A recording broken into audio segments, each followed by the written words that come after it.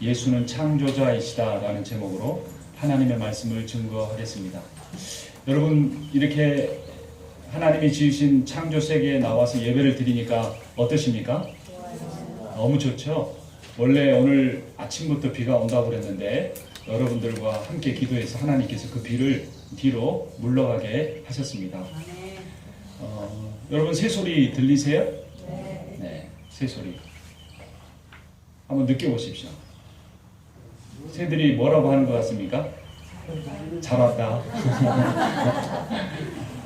여러분의 찬양 소리도 아름답다, 뭐 이렇게 이야기하는 것 같습니다.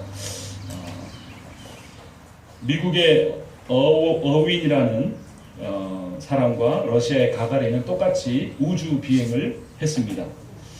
그런데 똑같은 우주 여행을 하고 와서 어윈은 이렇게 말했습니다. 우주선을 타고 대기권 밖으로 나가보니 거기에도 하나님이 계셨고, 달나라에 가보니 거기도 하나님이 계셨고, 다시 대서양으로 돌아오니 거기도 하나님이 계셨고, 지금 여기에도 하나님이 계십니다. 근데 가가린은 이렇게 말했습니다. 내가 우주에 직접 나가봤더니 하나님은 어디에도 안 계시더라 라고 한 겁니다. 믿음의 눈이 중요하다는 것입니다. 햇볕이 뜨거운 어느 날 목사님들이 이 산행을 했습니다. 그리고 식사를 하고 식당에 들어갔는데 한 분이 이렇게 말했습니다. 아니, 방이 왜 이렇게 깜깜해요?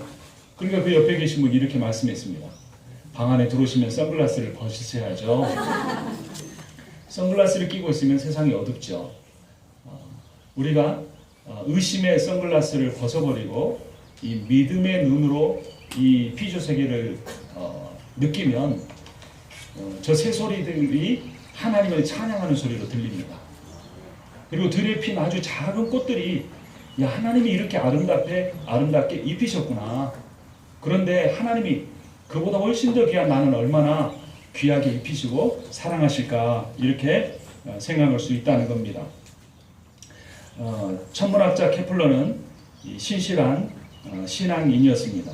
그런데 그의 친구는 그 하나님의 존재를 인정하지 않는 과학자였습니다. 그 사람이 이렇게 말했습니다. 태양계란 그 자체의 힘으로 생성되는 것이며 견지되는 것이니 누가 만든 것이 아니다. 나는 아무리 연구해봐도 하나님이라는 존재를 만날 수 없었다. 케플러는 그 친구에게 온 우주 만물을 하나님이 지으셨다는 사실을 가르쳐주고 싶었습니다. 그리고 케플러는 태양계의 모형을 실제 크기의 축소 비율에 맞게 만들어 아름다운 색을 칠했습니다. 별들이 빛을 발하며 빙글빙글 돌아가도록 해서 그 친구에게 보여줬습니다. 그 친구가 감탄을 했습니다. 아니, 도대체 누가 이렇게 아름답게 만들었나? 그러자 케플러가 이렇게 말했습니다. 아무도 만들지 않았네. 자기 힘으로 생겨나서 자기 힘으로 돌고 있는 것이네. 이렇게 말했습니다. 그러자 그 친구가 어이없게 웃으며 말했습니다. 뭐야? 어서 말해봐. 어떻게 만든 사람이 없이 저절로 이런 것들이 만들어지고 어떻게 스스로 움직일 수 있단 말인가? 그런 일은 절대로 일어날 수 없어 라고 했습니다. 그러자 케플러가 회심의 미소를 지으며 이렇게 말했습니다. 이렇게 작고 보잘것없는 것도 스스로 존재할 수 없다고 자네가 믿는데 이보다 훨씬 더 수십억 배 큰 이 우주가 어떻게 저절로 생겨나고 저절로 맞춰서 돌아갈 수 있다고 생각하는가? 그러자 그 친구가 케플러의 진지한 전도를 통해 하나님을 믿는 신실한 과학자가 되었다고 하는 것입니다. 여러분, 지금 우리가 있는 이 숲은 하나님이 창조하신 것입니다. 지금 지저귀는 새들도 하나님이 지으신 피조물들입니다. 그리고 여기 앉아 예배드리시는 여러분들도 하나님이 창조하셨습니다. 이것이 왜 중요할까요?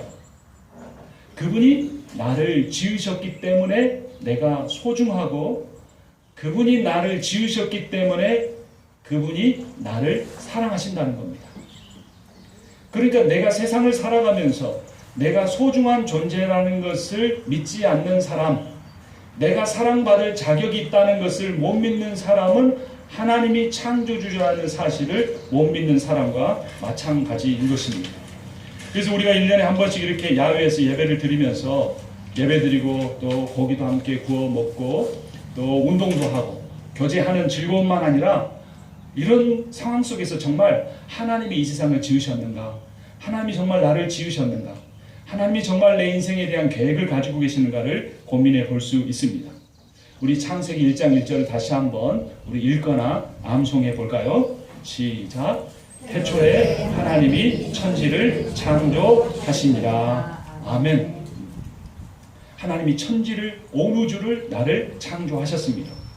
그리고 2절을 보면 하나님의 영이 수면 위에 운행하셨더라. 성령이 계셨다라고 말합니다. 그리고 3절에 하나님이 말씀하시되 빛이 있으라 하시니 빛이 있었고, 그래서 말씀이신 성자 예수께서 창조하셨다는 것을 드러내주고 있습니다. 주보에 보니까 오늘이 무슨 주일이라고 적혀 있습니까? 삼위일체 주일입니다. 그리고 그 본문은 예수님이 세례 받으실 때 성령이 비둘기같이 임하시고 또 성부 하나님께서 이는 내 사랑하는 아들이다 라고 선포하는 삼위일체의 사역에 대해서 묘사합니다. 구원에 관한 것입니다. 근데 하나님이 창조 때도 이미 삼위일체 하나님으로 그 모든 세상을 지으셨다고 하는 겁니다. 그래서 성부 하나님이 창조주이실 뿐만 아니라 우리를 구원하기 위해 이 땅에 오신 예수 그리스도도 창조주이십니다. 자, 그런데 그 하나님이 우리를 지으시고 뭐라고 하셨는가, 이것이 매우 중요합니다. 창세기 1장 31절 펴져 있는 분들은 같이 읽으시고 성경이 없으신 분들은 함께 들으시면 되겠습니다. 창세기 1장 31절 시작. 하나님이 지으신 그 모든 것을 보시니 보시기에 심히 좋았더라. 저녁이 되고 아침이 되니 이는 여섯째 날이니라. 아멘. 하나님이 지으신 그 모든 것을 보시기에 어땠다고요? 어떻게 좋았어요? 심히 좋았다. 매우 좋았다. 아니, 여러분들이 기도를 하셨는데 너무 세게 하셨나 봐요. 오늘 비 오기로 했는데 햇빛이 이렇게 뜨거워서 제가 이게 설교하는데 뜨겁습니다. 네, 다음부터는 기도를 좀 적당히 하셔야지. 날씨가 바뀌도 이렇게 바뀌니까. 네, 근데 이 날씨가 어떻습니까? 한번 같이 고백해보죠. 오늘 날씨가 심히 좋았더라. 심히 좋았더라. 네, 그렇죠. 근데 이 말씀이 또 누구에게 해당되는 겁니까? 우리를 향한 하나님의 이 말씀입니다. 그러니까 그리스도인들은 얼굴이 밝아야 돼요. 그리스도인들은 긍정적인 마인드를 가지고 살아야 돼요. 그리스도인은 그 얼굴 표정 기쁨이 나타나야 돼요. 왜냐하면 하나님이 우리를 심히 기뻐하시기 때문입니다. 하나님은 이스라엘 백성들을 애굽에서 구원해내신 다음에 그들을 뭐라고 부르셨죠? 한번 따라서 합니다. 세굴라. 세굴라는 보물 중에 보물이다, 이런 뜻이에요. 저 푸른 나무들도 보물이고 지저귀는 새들도 보물이고 따사로운 햇빛도 보물이지만 여러분들은 그 보물들 중에서도 뭐라고요? 네, 최고의 보물 세굴라다 하나님이 선포하셨습니다. 그것은 이 왕이 자기의 목숨과도 바꾸지 않을 만큼 소중하게 여기는 보물 그 하나를 가리켜서 세굴라라고 하신 겁니다. 그러니까 하나님은 우리를 보물인데 어떤 보물로 여기세요? 자신의 목숨과도 바꾸지 않을 만큼 소중한 보물이다, 이렇게 여기시는 겁니다. 여러분, 피카소의 그림이 비싸게 팔리는 이유가 무엇일까요? 피카소의 그림이 비싸게 팔리는 이유는 하나밖에 없기 때문에. 맞습니다. 그렇기도 하죠. 또 뭡니까? 이거 좀 쉽게 이야기하면 그 그림이 경매에 나올 때 그 비싼 값을 치르고서라도 그 그림을 사려고 하는 사람들이 있기 때문에 값이 비싼 거예요. 그냥 이거 1억이다 붙여놔도 사가는 사람이 없으면 안 되는 겁니다.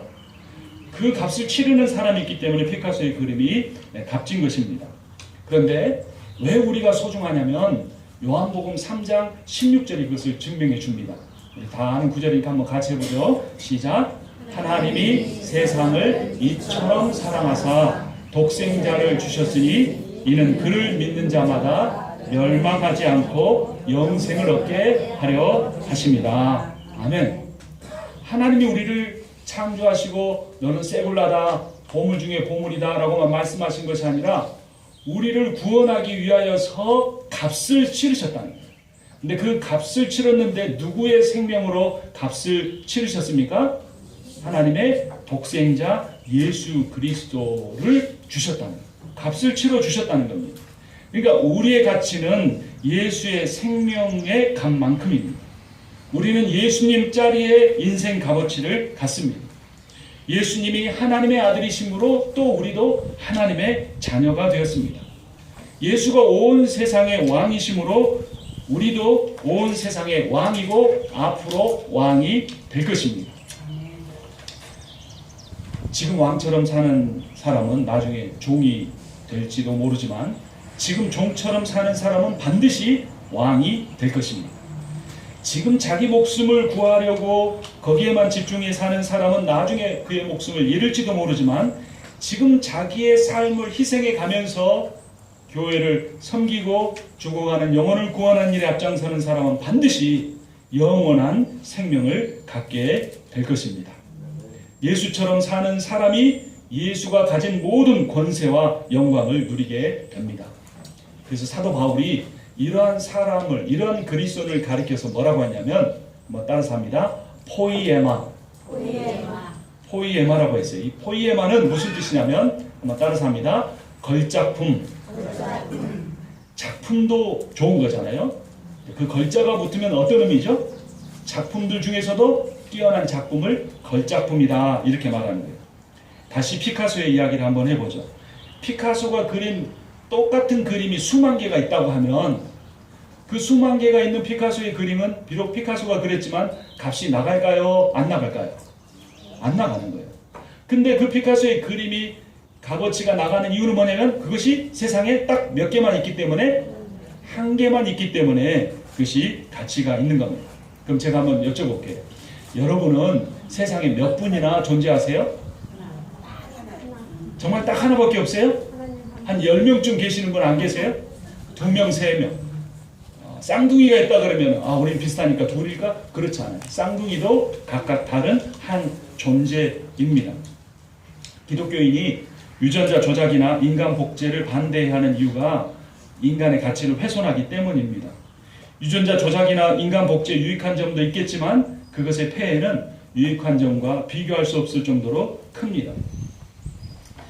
우리가 때로는 연약할 수도 있고 우리가 때로는 부족해 보일 수도 있고 우리가 실패할 수도 있고 실수할 수도 있지만 우리는 하나님께서 이 세상에 딱 하나의 작품으로 만들어 놓으신 존재이기 때문에 나를 지으신 그 하나님을 신뢰하고 나아가는 사람은 반드시 그 작품의 가치를 경험하며 살게 될 것입니다. 어떤 칼럼의 내용입니다. 일본에 가봤더니 자판기가 참 많이 있더라. 저도 대학생 때 그러니까 벌써 25년 전에 1년 동안 일본에 유학한 적이 있었어요. 25년 전인데도 자판기가 굉장히 많았어요. 특별히 이 음료수 자판기가 많습니다. 이 음료수가 수십 가지가 있었어요. 그때 저는 콜라, 사이다, 그 다음에 무슨 써니텐 이런 서너 가지밖에 몰랐는데 수십 가지가 있었어요. 근데 어떤 분이 그런 말을 했습니다. 일본에 왜 이렇게 자판기가 많은지 아십니까? 물었습니다. 여러분 아세요? 이건 유머입니다. 일본을 영어로 뭐라고 합니까? 자판. 재팬인데 일본 사람들은 발음을 자판이라고 합니다. 자파니스 이렇게 말해요. 그 자판이라고 해서 자판기가 많다 하는 그런 아주 아재 개그를 어떤 분이 하셨습니다. 근데 그 칼럼에 아재 개그에 불과하지만 그걸 통해 말하려고 하는 게 뭐냐면 우리라는 존재는 하나님이 자판기에서 음료수 뽑듯이 똑같이 만들어낸 존재가 아니라는 겁니다. 우리는 이 온 우주 가운데서 단 한 명밖에 존재하지 않는 특별히 나를 이 모습 이대로 지으신 것은 하나님의 특별한 목적이 있는 한 영혼 한 영혼을 심혈히 기울여 만드신 소중한 존재라는 것입니다. 피카소는 뛰어난 예술성을 가지고 위대한 작품을 남겼고 그의 그림들은 천문학적인 가치를 가지고 있습니다. 그런데 하나님은 피카소와 비교할 수 없을 정도로 위대하시고 전능하시고 지혜로우십니다. 그리고 우리는 바로 그 하나님에 의해서 창조되었습니다. 그 전능하신 하나님께서 여러분의 한 사람 한 사람의 이름을 아십니다. 그 전능하신 하나님께서 여러분 한 분 한 분을 깊이 사랑하십니다. 전능하신 그 하나님께서 여러분 한 분 한 분의 영혼을 깊이 바라보시고 심히 아름답다라고 선언하시고 노래하십니다. 스바냐 3장 17절은 이렇게 말합니다. 너의 하나님 여호와가 너의 가운데 계시니 그는 구원을 베푸실 전능자이시라. 그가 너로 말미암아 기쁨을 이기지 못하시며 너를 잠잠히 사랑하시며 너로 말미암아 즐거이 부르며 기뻐하시리라 하리라. 아멘. 여러분, 절대로 여러분의 가치를 여러분이 지금까지 거둔 성과를 가지고 측정하려고 하지 마십시오. 우리의 인생은 아무도 모릅니다. 근데 그 인생을 하나님의 계획대로 멋지게 살아갈 수 있는 사람은 누구냐면 현재의 내 모습이 아닌, 현재의 내 처지가 아닌 하나님의 말씀을 믿고 하나님이 나를 창조하셨고 하나님이 예수의 생명을 가지고 나를 구원하셨으므로 하나님이 나를 통하여 이루실 내 인생의 사명과 비전이 있다는 것을 믿는 사람, 그 사람이 그 모든 것을 누리게 될 것입니다. 저는 성경의 여러 표현들 중에서도 하나님이 기쁨을 이기지 못하신다라는 표현이 참 흥미롭습니다. 제가 이런 감정을 느껴본 적이 있었습니다. 제가 초등학생 때 이건 제 자랑을 하려는 건 결코 아니니까 오해 마시고 들으시기 바랍니다. 교내 대회가 아니고 교회 밖에 그 대학교에 가서 그 그림 그리기 대회에 나간 적이 있습니다. 저는 뭐 학교에서도 그림 점수가 별로 높지 않았는데 그때 특별히 무슨 영감이 씌었나 봅니다. 그런데 그곳에 나가서 또 그림 상을 받았습니다. 1등은 아니고 2등이나 3등 정도 했습니다. 근데 그때 저와 함께 우리 학교 대표로 나간 친구가 있었는데 그 친구는 반장도 하고 전교 회장도 하고 또 그림도 원래부터 잘 그렸습니다. 근데 그 친구는 상을 못 받았습니다. 그래서 제가 상을 받은 걸 보고 그 친구가 했던 말이 아직도 기억이 납니다. 내가 그림을 훨씬 더 잘 그렸는데 나는 너무 어른처럼 그려서 떨어졌다. 그리고 상훈이가 그린 그림은 초등학생처럼 그려서 상을 받았다. 이렇게 이야기를 했습니다. 아마도 그 친구의 말이 맞을 것 같아요. 그 뒤로도 제가 상 받은 적이 없었고 그림도 지금도 잘 못 그립니다. 그런데 제가 그때 그림 때문에 상을 받은 것이 너무 신기했고 그 그림을 바라보는데 너무나 기뻤습니다. 그래서 제가 그 그림을 보면서 가졌던 그 감정이 뭐냐면 저의 기쁨을 이기지 못한 겁니다. 우리가 자녀를 처음 낳아서 기를 때 한 100일쯤 이렇게 돼서 아이가 엉아리하고 막 이렇게 그 모비를 바라보다가 엄마하고 눈이 마주쳤을 때 씩 하고 한번 웃잖아요. 그때 엄마가 갖는 감정이 뭡니까? 기쁨을 이기지 못하는 거예요. 그 기쁨을 견딜 수가 없는 거예요. 근데 하나님께서 우리를 바라보실 때마다 그 기쁨을 이기지 못하신다는 겁니다. 내가 그 그림 때문에 기쁨을 이기지 못하는 것은 그 그림 때문에 상을 받았기 때문이 아니고 그 그림을 내가 그렸기 때문입니다. 그 그림이 세상에 단 하나밖에 없는 것이기 때문입니다. 그 그림에 나의 마음과 재능을 담아 그렸기 때문입니다. 피카소와 같은 예술가들은 그 정도의 재능과 마음을 쏟는 정도가 아니라 자신의 혼을 거기에 담는다고 합니다. 그런데 하나님은 하나님의 혼을 담으신 것이 아니라 하나님의 형상을 우리에게 담아 우리를 창조하셨습니다. 우리는 하나님의 형상이 우리 안에 있는 그런 소중한 존재인 것입니다. 그래서 자신의 소중함을 깨달은 시편 기자가 정말 절망스러운 고난 가운데 이런 시편을 지었습니다. 8편 1절, 3절, 5절을 보면 여호와 우리 주여 주의 이름이 온 땅에 어찌 그리 아름다운지요. 주의 영광이 하늘을 덮었나이다. 주의 손가락으로 만드신 주의 하늘과 주께서 베풀어 두신 달과 별들을 내가 보오니 사람이 무엇이간데 주께서 그를 생각하시며 인자가 무엇이기에 주께서 그를 돌보시나이까. 그를 하나님보다 조금 못하게 하시고 영화와 존귀로 관을 씌우셨나이다. 아멘. 자, 우리 서로에게 한번 이렇게 고백해 보겠습니다. 대단하십니다. 하나님보다 그 뒤에도 따라 하셔야 합니다. 들으세요. 하나님보다 조금 못하십니다. 여러분이 얼마나 위대하신지 아시겠어요?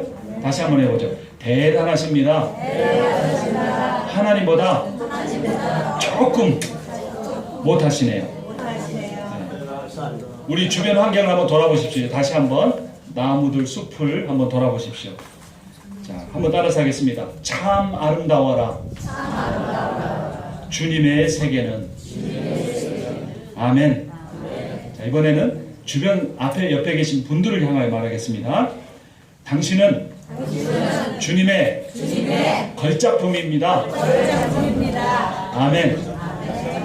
자, 이번 마지막으로 눈을 감으시기 바랍니다. 눈을 감으시고 오른손을 왼쪽 가슴에 한번 대보세요. 한번 따라서 하겠습니다. 주님, 저는 주님의 사랑받는 자녀입니다. 주님, 저는 주님의 형상을 따라 지음을 받은 주님의 보물입니다. 주님, 저는 주님의 피로 구원을 받은 주님의 백성입니다. 아멘. 기도하겠습니다. Let us pray. 우리를 창조하시고 심히 기뻐하신 하나님의 이름을 찬양합니다. 우리를 예수의 생명값으로 사신, 우리를 또 걸작품으로 만드셨고 만들어 가신 주님의 이름을 찬송합니다. 오늘 우리의 기도를 들으시고 좋은 날씨 주신 것 감사합니다. 이민 생활이지만 우리와 함께 동거동락할 수 있는 귀한 교우들을 허락하신 것 감사합니다. 오늘 예배 후에 있을 또 음식 교제와 또 운동을 통해서 우리가 천국의 기쁨을 경험케 하여 주시옵소서. 이 예배와 교제를 위해 수고하신 모든 분들에게 하나님의 복을 허락하여 주시옵소서. 여기에 참여한 우리 모두 다 건강과 성령 충만의 복을 받게 하여 주시옵소서. 예수님의 이름으로 기도합니다. 아멘.